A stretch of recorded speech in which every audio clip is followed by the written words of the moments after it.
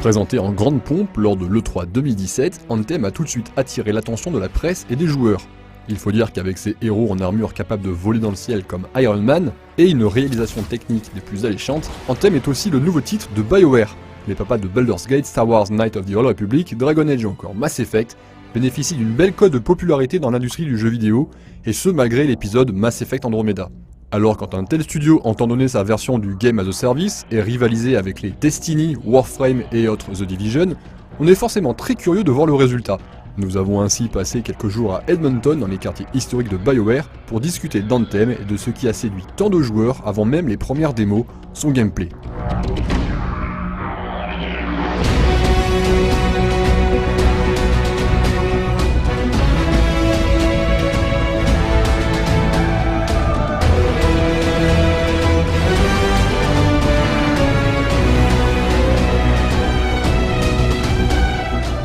À plus d'un titre, Anthem incarne une sorte d'anomalie dans l'histoire de BioWare.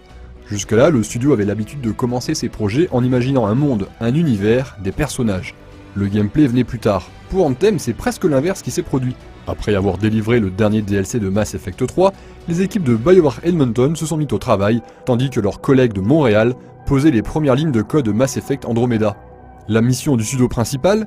Concevoir une nouvelle licence, une licence d'un nouveau genre pour le studio, comme nous l'expliquait Jonathan Warner, le réalisateur d'Anthem. Lorsque l'on a commencé à travailler sur Anthem, à la base, l'idée était de créer une expérience qui durait plus longtemps. Vous pourriez rester plus longtemps dans un monde de BioWare et y jouer avec vos amis. On savait qu'il y avait des choses que l'on voulait faire, et on savait qu'on voulait faire ces choses différemment de ce que l'on avait déjà essayé sur Mass Effect et Dragon Age. C'était des modes de jeu séparés, et cette fois, on voulait que ce soit tout le jeu.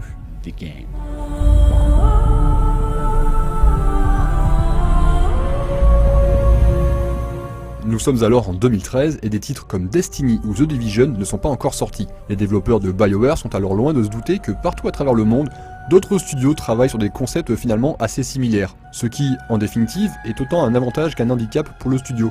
Les game designers peuvent énormément apprendre de ces jeux, mais ils doivent aussi passer après eux et payer les pots cassés de jeux qui cristallisent de nombreuses frustrations de joueurs. Les titres de Bungie et de Ubisoft ont autant de fans que de détracteurs. C'est intéressant parce que Anthem était déjà en développement avant la sortie de Destiny. Je crois que c'est en quelque sorte un exemple d'évolution convergente. Je suppose que maintenant on est influencé parce que vous êtes toujours influencé par ce qui existe déjà sur le marché à un certain degré. Mais nous travaillons là-dessus avant même que Destiny ne sorte. Ce que l'on a vraiment essayé de faire, c'est de raconter une histoire captivante pour des gens qui veulent s'amuser avec d'autres joueurs. Donc on s'est creusé la tête un moment pour essayer de comprendre comment on pouvait faire jouer des gens ensemble et leur donner la sensation de faire partie d'un groupe. Les sorties de tels jeux ont forcément bouleversé le développement d'Anthem, qui dès ses origines est envisagé comme un jeu-service régulièrement alimenté en contenu. Un jeu de tir dans lequel les joueurs se rassemblent pour triompher d'ennemis contrôlés par la machine et qui leur permettent de looter des nouvelles pièces d'équipement. Une recette désormais bien connue que BioWare devait faire sienne afin de tirer son épingle du jeu. Et très tôt, les développeurs ont eu des idées bien précises sur ce qu'ils voulaient apporter à leur nouveau bébé. C'est marrant, vous savez, parce qu'on regardait ce que faisait la concurrence et on s'est dit « Hey, comment on peut faire un jeu qui rentre là-dedans et qui fait quelque chose de vraiment unique ?» Et donc la première grande idée, ça a été l'idée de combat super-héroïque. Si vous êtes un super-héros, vous allez toujours de l'avant. Vous ne vous couvrez pas, vous plongez dans l'action et vous faites des trucs incroyables. Et donc on voulait avoir un but pour tout ça, tout en équilibrant avec quelque chose qui soit emprunté de réalité. Pour que vous puissiez vous le représenter, genre « Hey, si j'avais un exosquelette, je pourrais faire ces trucs super-héroïques incroyables. » Mais question, qu'est-ce qui, aux yeux des simples mortels que nous sommes, fasse suffisamment super-héros, sans que cela puisse casser le jeu, et fournisse une base de gameplay amusante? La réponse, BioWare la trouve dans les premiers modes de conceptualisation d'Anthem. Il faut que les personnages contrôlés par le joueur puissent voler. Voler, tout le monde aime ça, c'est même l'un des plus vieux rêves de l'homme.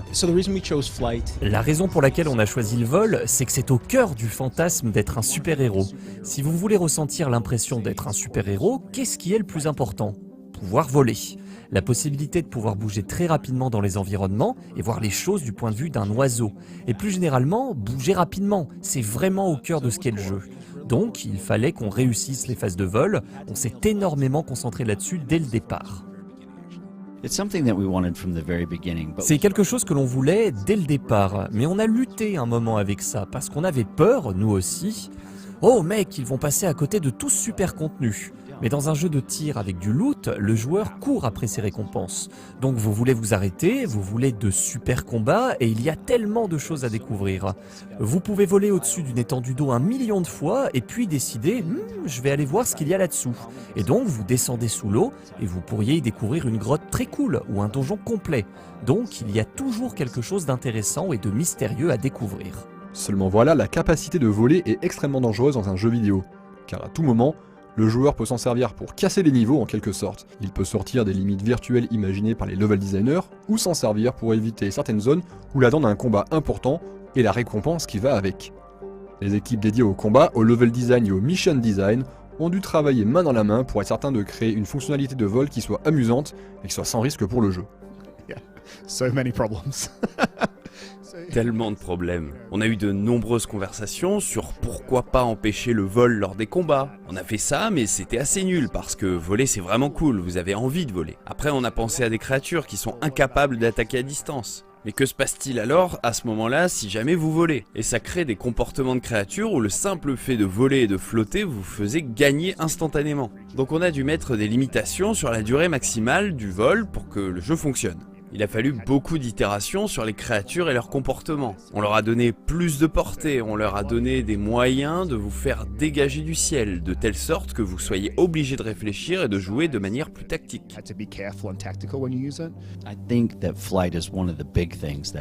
Je crois que le vol est l'une des grosses choses qui nous mettent à part, parce que cela nous permet vraiment de penser le monde d'une façon différente. Plutôt que de penser à l'espace de jeu comme une surface plate, vous le pensez comme un gros volume, parce qu'il vous permet d'aller dans tous ces espaces, en haut et en bas. Donc le gameplay de chaque instant devient beaucoup plus intéressant. Vous êtes toujours en train de faire de petits choix, comme vers où vais-je voler, comment vais-je aller là-bas.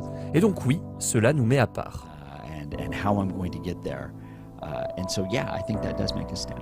Car outre ces phases de tir, Anthem insiste énormément sur l'exploration. Cette exploration et le plaisir de découvrir le monde imaginé par BioWare fait partie intégrante du gameplay du jeu, ce qui le rapproche plus facilement des précédents titres du studio, ou de jeux comme The Legend of Zelda Breath of the Wild, plutôt que de Destiny de The Division. Un point très important pour le réalisateur du jeu qui sait que l'exploration ne doit pas être vécue comme une contrainte. Au contraire, elle doit exciter la curiosité du joueur et le pousser à aller toujours plus loin.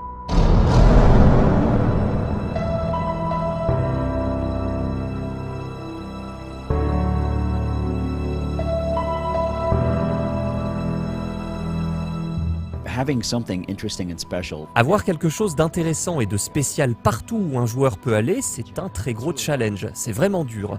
Une part du challenge, ou de la récompense pour les explorateurs, c'est quand vous voulez aller quelque part, c'est d'abord de les récompenser avec une superbe vue et faire en sorte qu'ils soient satisfaits d'un point de vue esthétique. Il faut qu'il soit « Waouh, c'est joli, il y a une belle vue, c'est élégant ». Il faut être capable de poser quelques éléments d'histoire, là, dans le monde. Que ce soit un javelin complètement explosé au sommet d'une montagne, ou que le joueur pense « Waouh, qu'est-ce qui est arrivé ici? Comment ce mec est arrivé là ?» Et on vous donne une petite récompense. Vous pouvez récupérer quelques pièces sur cette épave, c'est une chose, ou un coffre à trésor, ou un morceau de l'or. C'est ce que l'on essaie de faire. Marc Dara, notre producteur exécutif, appelle ça des câlins de designer. Quand vous réussissez à atteindre un endroit intéressant, qu'il soit haut perché ou sous terre et mystérieux, vous savez qu'un designer est passé par là et a préparé quelque chose d'intéressant pour vous. Dans le premier tiers du développement d'Anthem, les créateurs ont accouché du concept de javelin, des exosquelettes qui fourniraient aux joueurs la capacité de résister à l'environnement extrêmement dangereux dans lequel il doit évoluer. Puisant largement dans son passif de créateur de RPG, BioWare a inventé les 4 classes de javelin, affinant avec le temps une formule qui n'a connu son allure actuelle que très récemment, courant 2016. Le maître mot, flexibilité. Les différents javelins doivent permettre aux joueurs de s'amuser en fonction de leur style de jeu mais aussi de leurs envies. C'est d'ailleurs pourquoi, entre deux missions, il est très facile de passer d'une armure à l'autre, à l'inverse d'un Destiny par exemple, dans lequel le joueur doit constamment assurer le level up de ses différents gardiens. Les javelins sont là depuis longtemps, mais ils ont évolué avec le temps. Par exemple, le colosse est celui qui est le plus proche de ce à quoi ressemblaient les javelins lorsqu'ils sont nés. Ce que l'on a fait, c'est attacher chaque javelin à l'une des factions qui existent dans ce monde.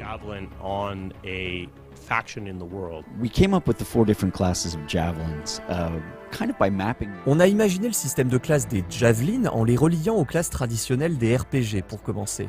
D'une certaine manière, ça a été le point de départ. Donc le colosse serait un genre de barbare, le commando serait plutôt un combattant standard et le tempête serait un mage, l'intercepteur serait un rogue ou un ninja.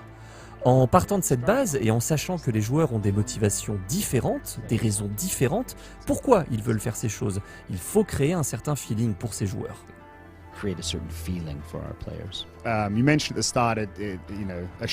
Vous avez mentionné le style, un jeu de tir à loot, c'est la philosophie ici. Et on pense que ce qui est important, c'est la customisation du style de jeu, de manière à ce que vous puissiez jouer de différentes façons. La première chose ici, c'est que l'on voulait s'écarter des rôles définis, afin qu'il n'y ait pas un tank, un support, un DPS, un healer, etc. On voulait que les javelins aient tous des thèmes, donc le colosse est celui qui est lourdement protégé, c'est le moins agile et il a une grosse puissance de feu. Mais si vous voulez jouer un colosse à distance, c'est tout à fait possible. Des équipements le permettent, comme le mortier et le railgun qui vous permettent de jouer plus loin et que vous pouvez utiliser comme un fusil. Ou alors vous pouvez jouer un colosse de combat rapproché. Vous pouvez utiliser le lance-flamme, vous pouvez utiliser votre spirale de choc, vous pouvez utiliser votre fusil à pompe, etc. Et c'est une philosophie très importante. Et en faisant ça, on se demande comment construit-on assez de toutes ces variantes pour que vous puissiez avoir différents styles de jeu. Les designers ont ainsi conçu de nombreuses armes, des dizaines de gadgets pour venir équiper chacun des javelins du jeu. L'idée est d'offrir suffisamment de possibilités pour que les joueurs y trouvent leur compte en fonction de leurs envies, de leur façon de jouer ou plus simplement du challenge qui se trouve face à eux. Car Anthem est un jeu coopératif dans lequel les joueurs doivent se serrer les coudes pour vaincre, et c'est en combinant leurs attaques que les javelins délivrent toute leur puissance. BioWare espère qu'ainsi le jeu révélera une profondeur et une richesse qui n'existent pas chez la concurrence. Ce que l'on a cherché à faire avec nos javelins, c'est de créer un système qui permette liberté et flexibilité, plutôt que ce soit « ok, tu es le tank, tu es le DPS et tu es le healer », ce genre de choses.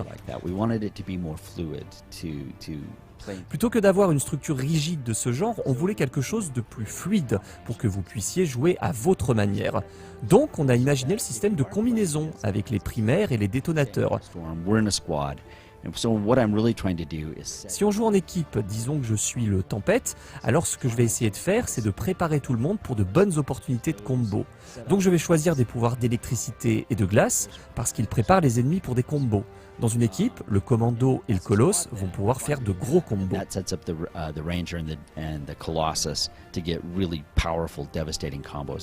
De la même manière que pour la création des javelins, nous voulons simplement beaucoup de variété. On pense que la profondeur de ce jeu, surtout pour les joueurs qui voudront y jouer pendant des centaines d'heures, viendra du fait de chercher le meilleur build et de cette façon unique de jouer. Et ça, c'est vraiment intéressant seulement si vous avez beaucoup d'options. S'il n'y a que 3 choix, alors tout le monde joue l'un de ces 3 choix.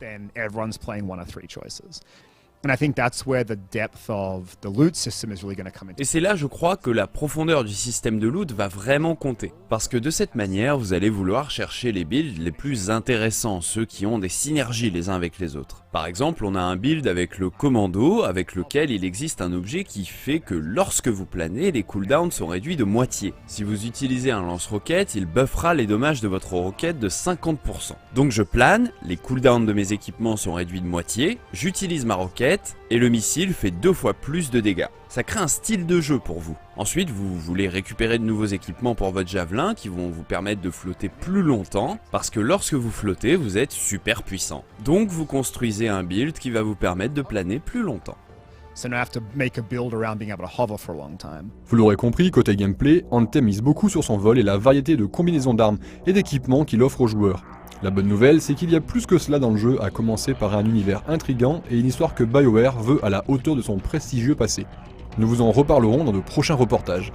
car rappelons-le, nous avons encore un peu de temps avant la sortie d'Anthem, attendue sur Xbox One, PlayStation 4 et PC le 22 février prochain.